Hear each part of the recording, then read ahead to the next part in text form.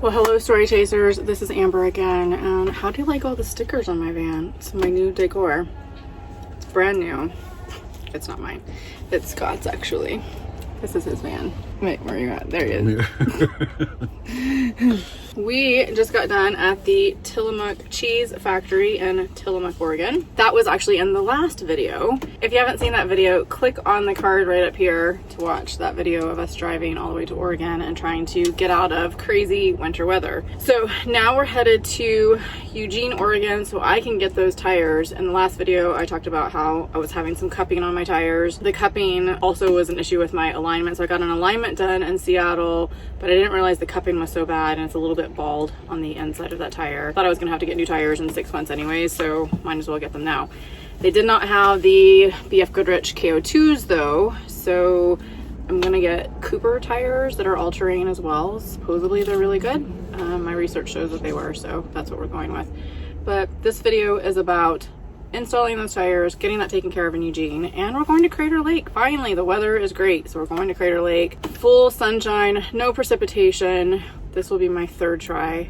Fingers crossed we get there. The third thing is we're headed back down to Gordon's in San Francisco at Edge Van Works. He's the one that has just really hooked us up with our vans. We need to have him look at a few things. That is my E-guard, I think might be hitting the engine exhaust, so I've been told by Ram. And then I'm having like a little bit of rattling somewhere under the hood, and I'm wondering if that's it. And then Scott has a variety of things that he needs to have looked at concerning his batteries. So we'll be down there for a couple of days.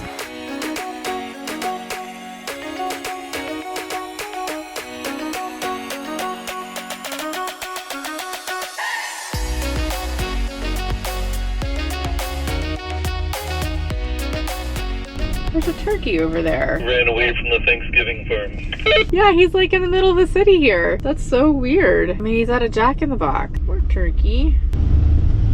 Turkey, what are you doing out there? Well, we made it over here to Camping World. What a drive that was. Twisting and turning all throughout the National Forest over there through Oregon. Kind of crazy. It literally says 55 miles an hour, and then you come up to a curve and it's like 25 miles an hour, and then it says 55 miles an hour, and then the next curve is like 35 miles an hour, and they come really quickly. There's no way you can get up to 50 miles per hour unless you have a sports car, I suppose, but in the van, doesn't do so well. We're here at Camping World for the night. So you can see there's all these RVs that are parked here. And oh, look at that. It's a little slug bug. They actually have a place where you can dump your tanks and get water, and we'll do all that in the morning. I think it's time to maybe take a nap. I'm tired. What you doing, sleepyhead? Did you get your little tongue out? Are you tired? Was it hard driving today?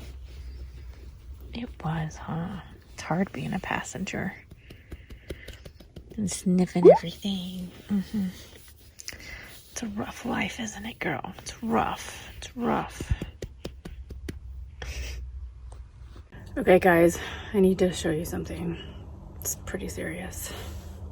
Do you see that sunshine?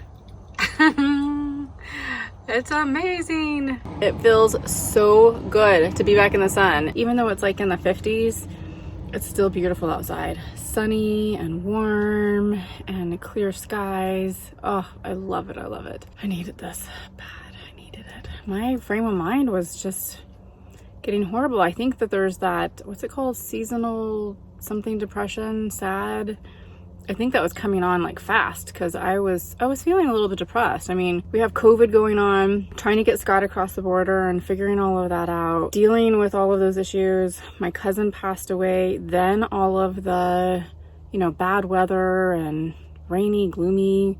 Just not used to it anymore. You know, chasing sunshine and 70-degree weather for the last 3.5 years. I really acclimated to that. All right, so I wanted to show you something that I talked about in a couple of videos ago, which is I had some new window shades made because those WeatherTechs that I was using were awful. They shrunk or something. All this light would come in and everything was horrible. So it's like, I can't do this anymore. So I found out about this company called vanmategear.com. I reached out to Simon over there because I'd heard wonderful, wonderful things about their window shades, and You're not going to believe what this looks like. It's amazing. So Simon is the owner of the company. He started this company after he built out his own van and built these window shades, and all these people wanted to buy the window shades too, and so he started this company making them. It's absolutely amazing what he's done. What's different from them in the WeatherTechs is this cool feature right here.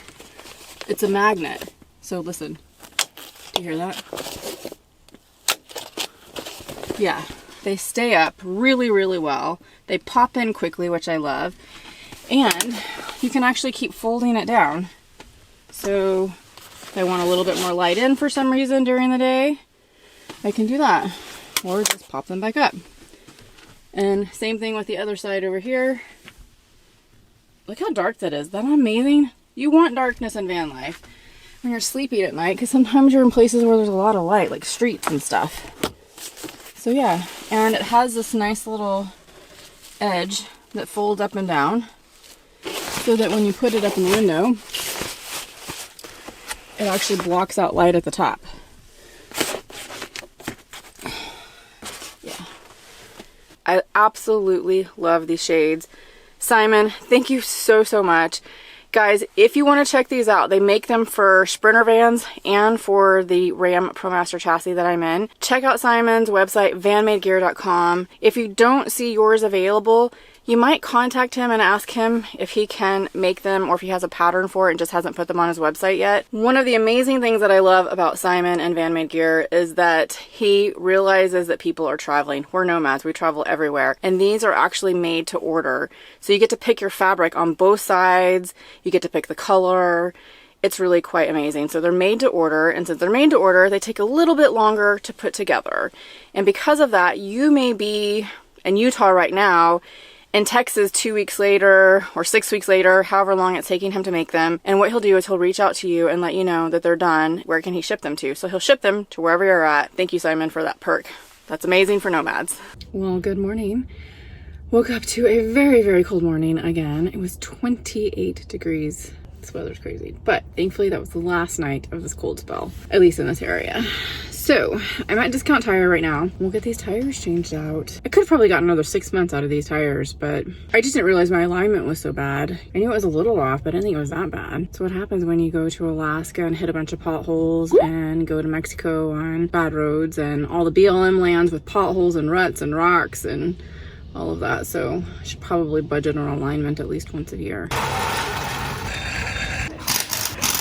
Yeah, you can really see that cupping, huh? Here's the new tires. Well, better than the other. Lots of tread, but like my plastic dip's completely jacked up. Ugh. Yeah, so we'll have to fix that. It already feels like it's driving better. I got the alignment done over at Les Schwab. Good news is that it's a 30-day warranty, and so it was all under warranty still. And it was off just a little bit, and he corrected it, so let me show you. The left front and the right front was off by 0.39 degrees, and then here's the current numbers afterwards, so much better. Well, good morning. It is a very cold morning again. It's very foggy outside. We're headed out to Crater Lake this morning. We got an early start. We're gassed up, windows are washed so we can get some good footage. And Crater Lake is slated to be beautiful today. I am so excited. It's been a long time coming. It's also a scenic byway, which will accomplish one of the National Geographic scenic highways and byways in my book that I'm doing. So that's good news.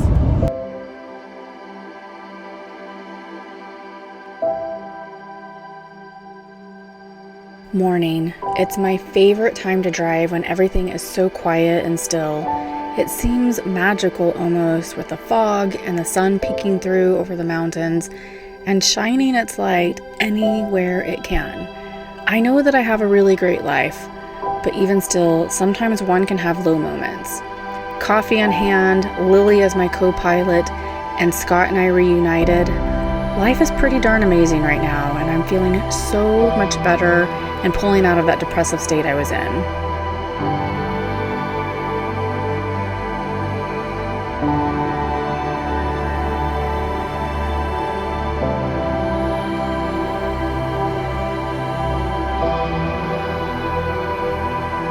Well,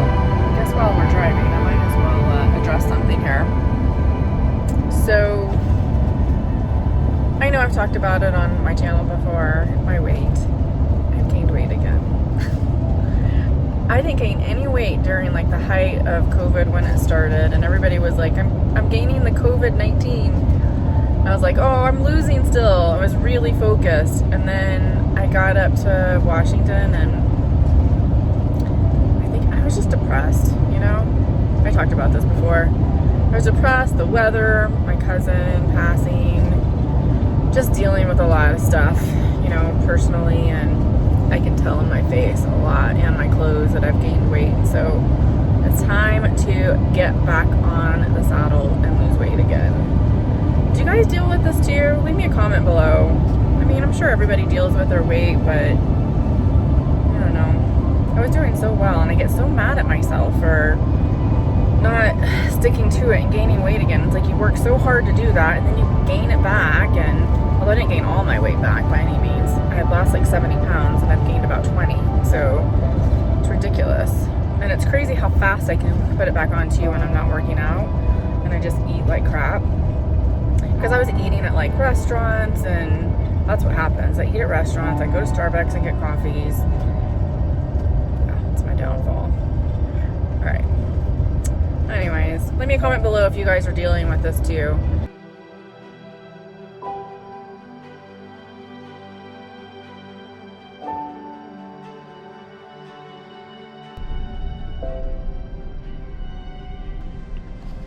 Hi there.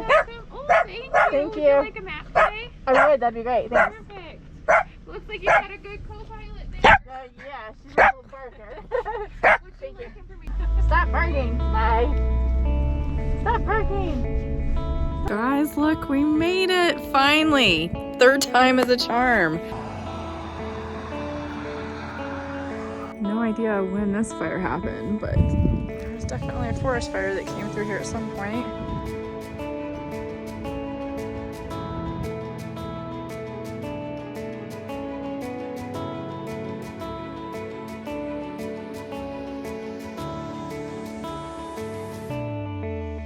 If you've never been to Crater Lake National Park, well, it's time you put it on your list.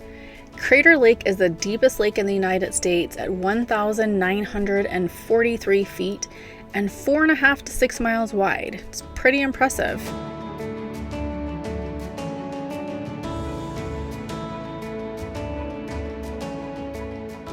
Fed by rain and snow, but no rivers or streams, the lake is considered to be the cleanest large body of water in the world. The water is exceptional for its clarity and intense blue color. The lake rests inside a caldera formed approximately 7,700 years ago when a 12,000-foot volcano collapsed following a major eruption. It's just a little bit windy out here, but it is beautiful and quiet and peaceful, and look how still the water is. I love this. This feels so good getting back to nature. Oh my gosh. It's peaceful. I still can't believe it. After 3 years of trying to get here. Couldn't be a better day. I feel so much gratitude for this right now.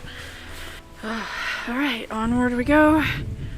Everybody says it's best to take your time around this lake and really stop at every place along the way, because from every angle, the view is different. Oops, sorry, I smacked you. The view is different, so we're gonna try to stop at every view. The bottom of the lake was explored in 1989, and researchers found hydrothermal springs, 30-foot tall chimneys of rock, blue pools of mineral-rich water, and puffy mats of yellow bacteria surviving in the dark by oxidizing iron for energy. What's going on, bud? I think go ahead. Oh, sweetness.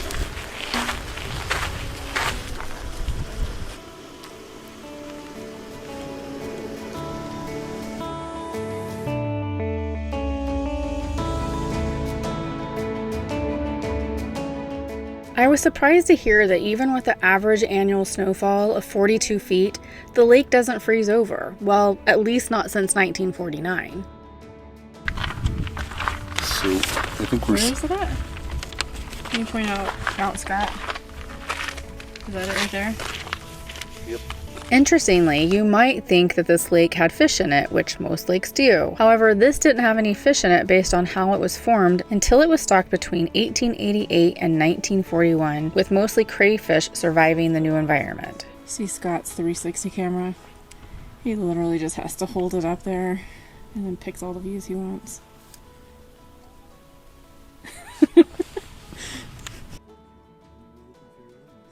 Feel that?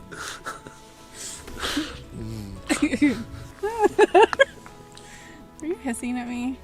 It's no fair. Scott's pulling my hair and I can't pull his.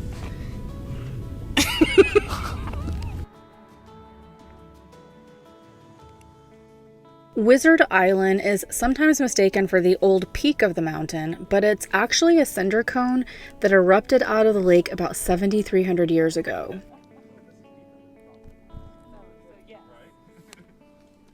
Well, we pulled over just after seeing Wizard Island and we're gonna have a bite to eat. So I made this beautiful grilled cheese sandwich from the Tillamook smoked white cheddar. It's extra sharp white cheddar too. Come on, Lily.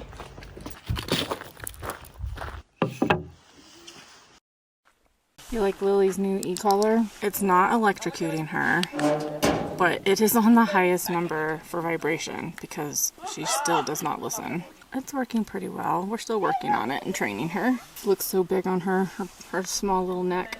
It's the Princess Lily. Yes, it's the Princess Lily. Who's that? Who's that? Who is it? That was so amazing. I'm so glad we got to go there, especially because you're not going to believe this. They closed this place down on October 31st, and today is 28th. So they close it down for the season because it's just too cold and there's snow and stuff up here. We just barely made it. We are headed now to, I think, a casino to stay for the night. Hello. Hello. I'm further up. I stopped at the first place that I could pull off. Okay, I just wasn't sure if you were turning around. I see you. Well, this is home for tonight. It's the casino.